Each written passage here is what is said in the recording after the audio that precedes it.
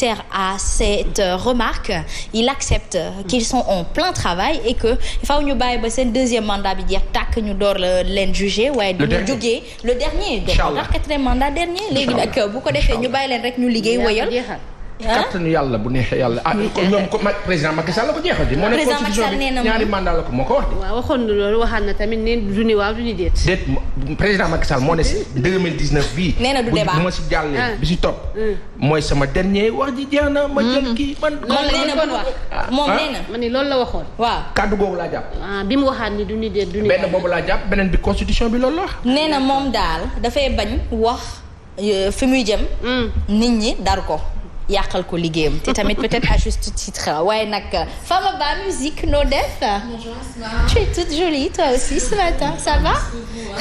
vous aussi vous êtes toute ravissante. soxna nuyu naa la nuyu Bassane nuyu Nana nuyu nos amis fidèles téléspectateurs am mbégte bu baax a baax rek daal di leen rejoindre ci plateau bi en espérant que ñëpp passé nañ un très bon week-end en tout cas bonne semaine à tous hein. Voilà, excellente semaine. Je pense que tu vas y contribuer en musique, en beauté. Papa Sansek, on reçoit tout de suite dans notre actualité du jour.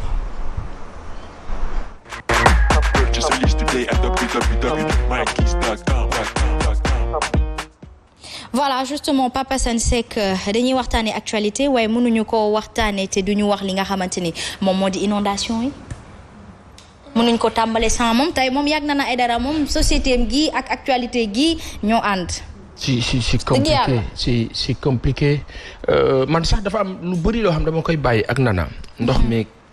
niñ ci dund ak yëpp je te laisse ça. man fenn mooy sama problème fenn rek laa bëgg wax. parce que ci ak ganu Nana bi dina gën a yaatu. Inch'Allah mooy xasma xam fan la. 6 morts. ñenn ñi sax nee nañu am na yu ñu xamul ak dégâts yu bare wante xam lu ma jaaxal. Asma. suñu président newul Sénégal. le président de la République a voyagé il est au Niger. Ah bon? Il est parti à la rencontre de la CEDEAO session ordinaire bon bu ñuy wax nag souvent nous quand on parle on s'adresse à masse yi nga xamante ni ñoo ñu gën a xam li ñuy wax dañuy répéter. wante kilifa yi nga xamante ni yéen a ànd ak président Macky Sall dañ leen di ñaan ci jëmmi Rasulullah sallallahu alayhi wasallam ak baaxu yàlla suñu borom léeg-léeg am na fu àdduna bi di toll yéen ngeen bàyyi mu sedd rek bàyyi leen ñu wax. parce que ka am la ka metti dina ko wax. tout à fait. contre ñu leen amuñu problème ak yéen. wante comme da ngeen a yor suñu ay mbir délégation de pouvoir la. bu Sénégal tollee fenn fii baax na ñu wax leen ni li ngeen nekkee baax na wala baaxul. président Macky Sall dañu gis ni dafa tàmm trop heure bi Sénégal gënee am jafe-jafe xaw ma luñ ko digal la ngeen baal ñu kilifa yi xaw ma luñ ko sant la ngeen baal ñu kilifa yi xaw ma lu mu yaakaar ne moo gën la ngeen baal ñu kilifa yi du taxawaay bu rafet ku nekk ak moom jege ka ñu ngi kaa wax sunu yaay bii sunu bàjjen bi. Marième Faye Sall ñëpp di wax ne nit bu baax la ñun xamuñu ko ñu bëree wax ne ku baax la waaw ci baaxam googu da nga kaa wax ne que na wax suñu kilifa bii di président Sénégal di borom këram ne que am na taxawaay boo xam ne jékkut et là on le dit en tant que sénégalais comment comprendre fi taw bi tollu bërki démb du taw bu extraordinaire nag ñu wax ko 100 millimètres 150 200 bu bëree ba bëri du extraordinaire Europe dafay taw tout le temps Côte d'Ivoire Guinée Conakry Gabon pays Afrique centrale yu bare Sierra Leone ak feneen comment comprendre dëkk yooyu amuñu jafe-jafe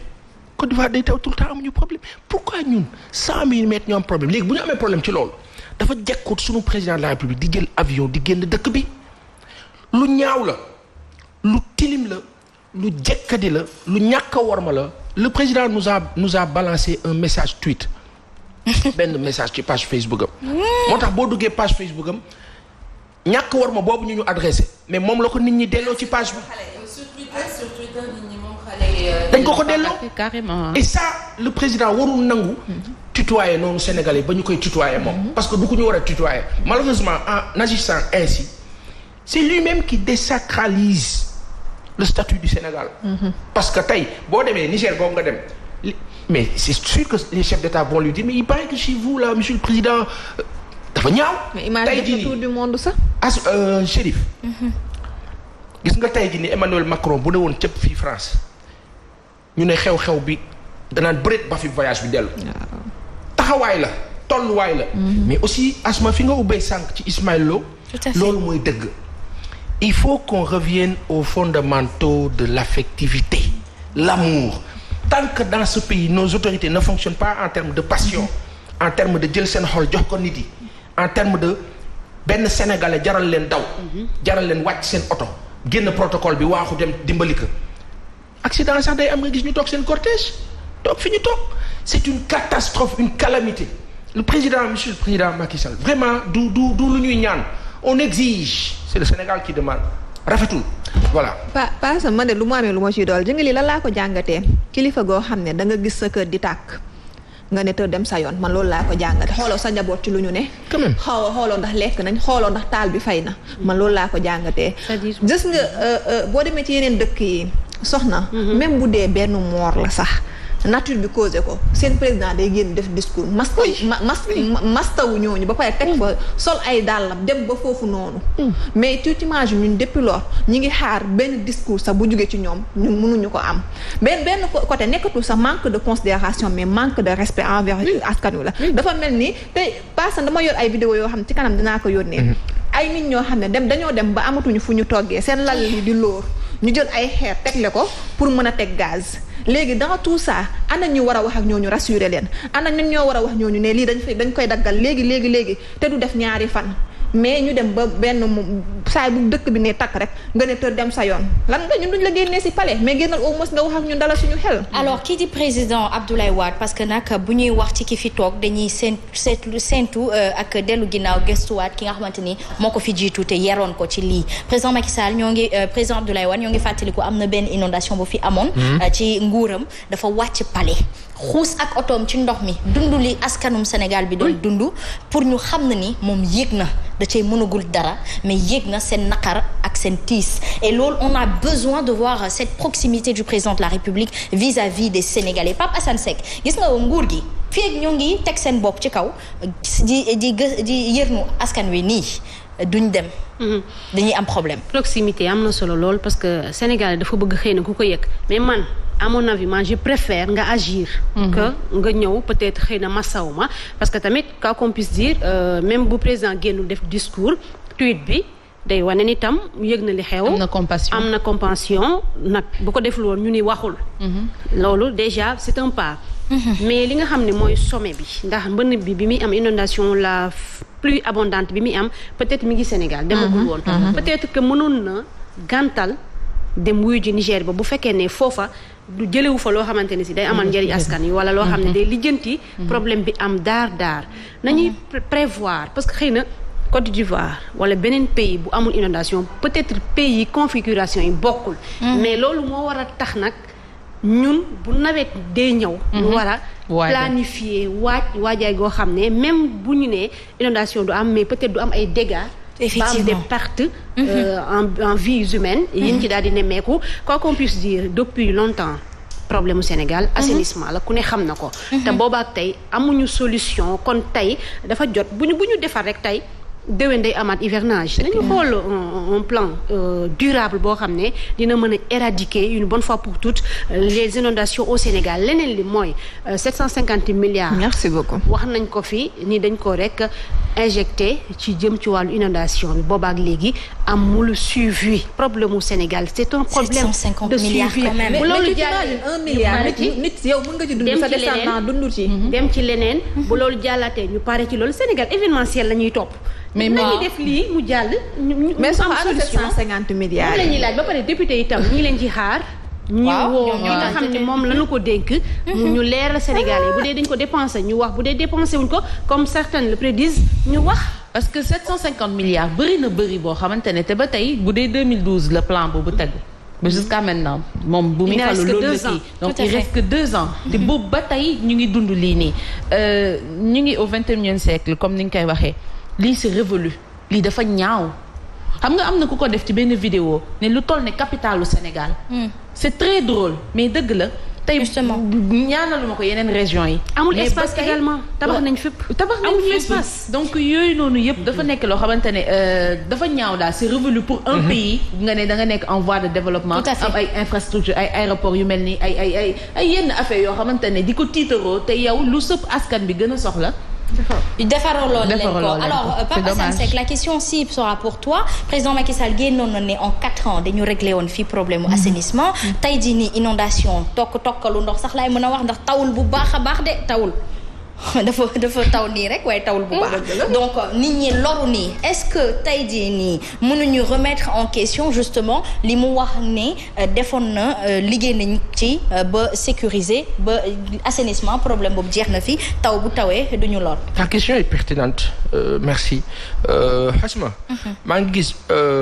benn kilifa bu mag mu ngi may message naan ma mais est-ce que voyage u président bi ça ne répondrait pas à la question sécuritaire bi am fële au Mali yow kilifa bi maa ngi lay ziar bu baax je suis désolé c'est-à-dire dafa am Hasma naam conformisme bi la ñu war a baax xam nga luy conformisme waaw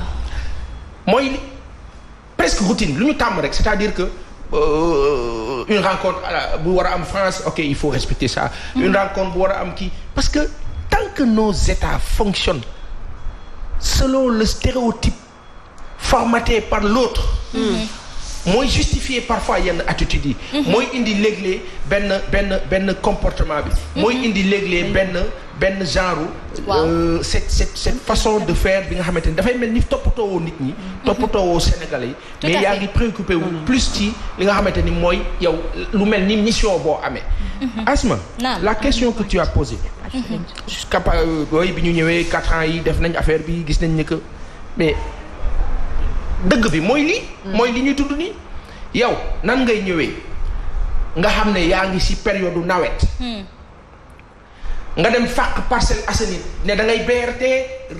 xoolal gas jaxase foofu Parcelles Assainies daawul inondé dañ waxante dëgg nan ngay comprendre VDN 3 yoonu Malika bii VDN bii tàll voie de dégagement nord bii mais gars yi nan ngeen di comprendre géej gi nekk à 0 mètre foofu di inondé comment comprendre yéen ngeen defar VDN waaw muy inondé te géej gi nekk à 0 mètre dafa am loo xamante ni xel nangu ko lii dafa ñaaw si gis-gis xel mënul admettre loolu comment comprendre ci yàlla Asma xoolal cin bi regarde-moi ça non image bi dama ko gis dama jooy jafe-jafe mënul ñàkk ci réew mais dafa am yoo xam ne dañ ko war a lii dama jooy xoolal liit bi tëdd ne soxna ci taw bi non Chérif kii yow après nga commenté dama jooy lii dafa daw tout à yow fait mën naa la wax benn affaire comment il s'appelle Asma kan Asma waaw boo waxee sama tur ba pare rek leneen lépp dina ñëw yéeg nii ba xamatoo tur non on est attristé quand même ces derniers jours. Je suis dépité parce que quand un État se comporte de façon piteuse mais avec un manque de talent et de génie ngeen baal ñu kilifa yi on va parler avec arme on va s'y essayer sans prétention quand des gens dirigent un pays vous êtes les meilleurs vous êtes les supra méga terra diplômés vous êtes les plus ingénieux vous êtes tout vous avez de belles tenues vous êtes au-dessus vous avez tout ce qu'il vous faut vous manquez de rien mais nom de Dieu qu'est-ce qu'il vous faut de plus lan ngeen soxla ci Sénégalais yi léegi jox nañ leen lépp gàddu ngeen lépp jël ngeen lépp lekkatuñu naanatuñu ba ngeen noog métit bi mais vous voulez quoi de plus et arrêtez nom de Dieu ce gouvernement de nous dire tout le temps ne nous parlez pas de Dieu Dieu def na li mu waroon def ba pare wàccoon na ak yéen wàccoon na ak ñun mais comportez-vous en des personnes majeures yu am hauteur avec beaucoup de sens de civilité de bon sens mais surtout un minimum d'intelligence vous ne pouvez pas vous dire des ingénieurs vous dire des je ne sais quoi ba pare di ñu defar lu mel nii ba pare mënul nekk donc aujourd'hui le président qui nous lâche et qui part et qui nous laisse ici même si on nous dit qu'il revient aujourd'hui après quoi Hasma naam ñu teer fii tey ci niveau bi 750 milliards yi soxna doon souligner sànq Est-ce que vous savez que la presse nous informe moo jumul direct info la sur les 10 actes. Parfait. yi nga xamante ni moom la ñu waroon mettre en place pour l'exécution de ce projet décennal. 7 yi appliqué wuñu ko 7 yi. donc xaalis boobu. problème de suivi. Au-delà du problème de suivi un problème de sérieux juste et de prise de conscience et de sens de responsabilité. Hasma non doy na waar de en tout cas ci ñaxtu la ñuy dëkk ba mbiri soppeeku ndaxte Sénégal la ñun ñoo ko moom ñun askanum Sénégal te daf ñu ñor ndax nous sommes très nationalistes et très patriotes te li dal ñenn ñi ci ñun daf ñuy metti loolu ba tax ne ñi ñu dénk suñu réew bu ñu deful li leen war rek ñun dañ koy ñaxtu. Excuse-moi 2 secondes baal ma rek ak cër bi ma leen jox yéen ñëpp ak ñiy seetaan Asma. Parfait. fan la ñu teg suñu kilifa yi parce que le ministre Aly Ngouille Ndiaye bi muy lancé plan Orsec bi Kër Massar la dem waa FRAPP dégage ñoom Guy Marius dem di masawu ñooñu. ñu dajale population ba ñëpp di sànni grenade. doy na waar comment comprendre nit ku ne si métti